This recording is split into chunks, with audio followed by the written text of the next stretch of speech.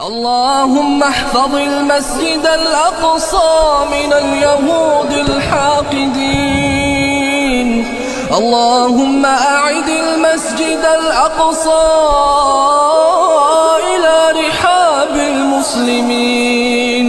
اللهم وطهر المسجد الأقصى من اليهود الغاصبين. اللهم عليك بهم فإنهم لا يعجزونك يا قوي يا متين. اللهم منزل الكتاب مجري السحاب